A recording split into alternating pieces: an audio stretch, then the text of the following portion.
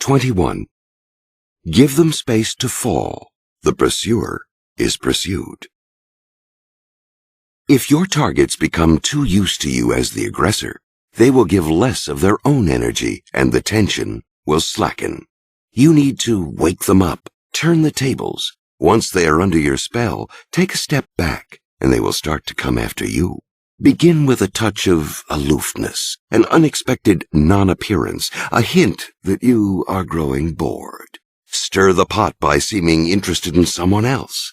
Make none of this explicit. Let them only sense it, and their imagination will do the rest, creating the doubt you desire. Soon they will want to possess you physically, and restraint will go out the window.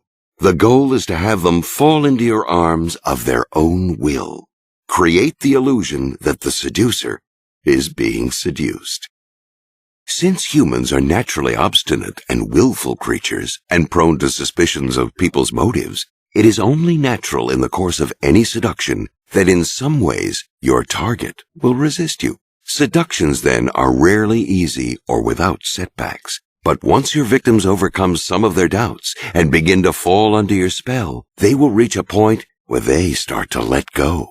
They may sense that you are leading them along, but they are enjoying it. No one likes things to be complicated and difficult, and your target will expect the conclusion to come quickly. That is the point, however, where you must train yourself to hold back. Deliver the pleasurable climax they are so greedily awaiting, succumb to the natural tendency to bring the seduction to a rapid end, and you will have missed an opportunity to ratchet up the tension, to make the affair more heated. After all, you don't want a passive little victim to toy with. You want the seduced to engage their will in all its force, to become active participants in the seduction. You want them to pursue you, hopelessly ensnaring themselves in your web in the process. The only way to accomplish this is to take a step back and make them anxious. You have strategically retreated before, but this is different. The target is falling for you now, and your retreat will lead to panicky thoughts. You are losing interest. It is somehow my fault. Perhaps it's something I have done. Rather than think you are rejecting them on your own, your targets will want to make this interpretation, since if the cause of the problem is something they have done, they have the power to win you back by changing their behavior. If you are simply rejecting them, on the other hand, they have no control. People always want to preserve hope. Now they will come to you, turn aggressive, thinking that will do the trick. They'll raise the erotic temperature. Understand, a person's willpower is directly linked to their libido, their erotic desire. When your victims are passively waiting for you, their erotic level is low. When they turn pursuer, getting involved in the process, brimming with tension and anxiety, the temperature is raised, so raise it as high as you can. When you withdraw, make it subtle. You are instilling unease. Your coldness or distance should dawn on your targets when they are alone, in the form of a poisonous doubt creeping into their mind. Their paranoia will become self-generating. Your subtle step back will make them want to possess you, so they will willingly advance into your arms without being pushed. This is different from the strategy in which you are inflicting deep wounds, creating a pattern of pain and pleasure. There, the goal is to make your victims weak and dependent. Here, it is to make them active and aggressive. Which strategy you prefer to use, the two cannot be combined, depends on what you want and the proclivities of your victim. Each gender has its own seductive lures which come naturally to them. When you seem interested in someone but do not respond sexually, it's disturbing and presents a challenge. They will find a way to seduce you.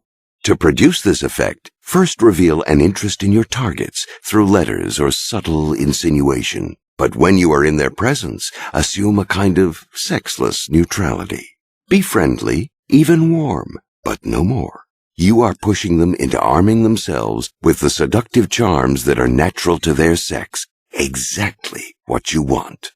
In the latter stages of the seduction, let your targets feel that you are becoming interested in another person. This is another form of taking a step back. When Napoleon Bonaparte first met the young widow Josephine de Beauharnais in 1795, He was excited by her exotic beauty and the looks she gave him. He began to attend her weekly soirees, and, to his delight, she would ignore the other men and remain at his side, listening to him so attentively. He found himself falling in love with Josephine, and had every reason to believe she felt the same.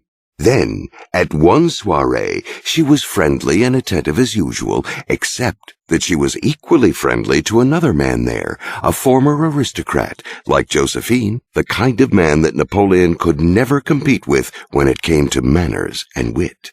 Doubts and jealousies began to stir within. As a military man, he knew the value of going on the offensive, and after a few weeks of a swift and aggressive campaign, he had her all to himself, eventually marrying her. Of course, Josephine, a clever seductress, had set it all up.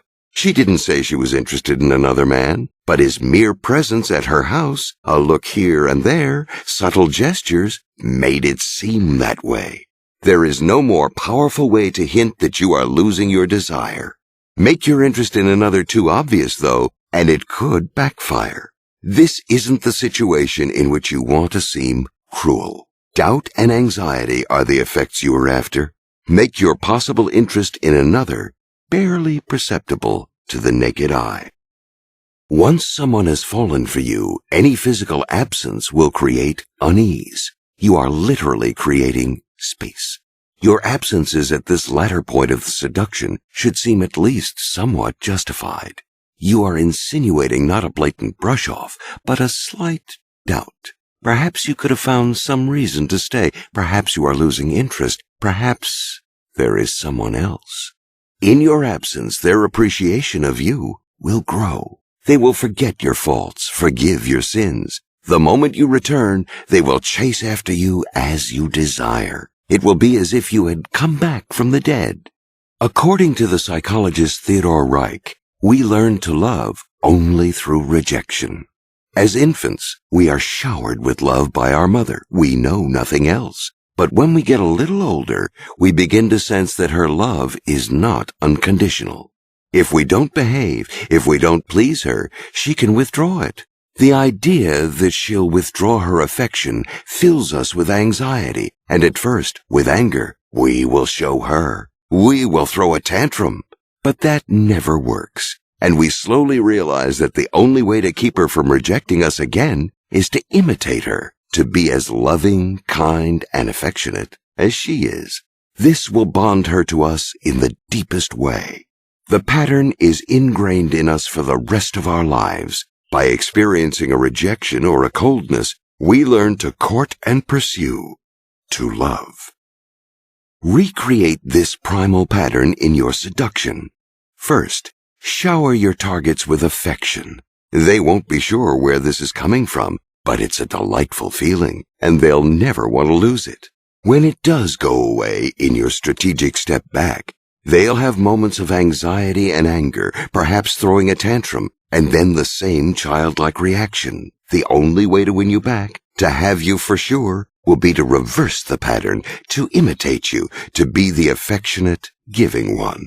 It is the terror of rejection that turns the tables.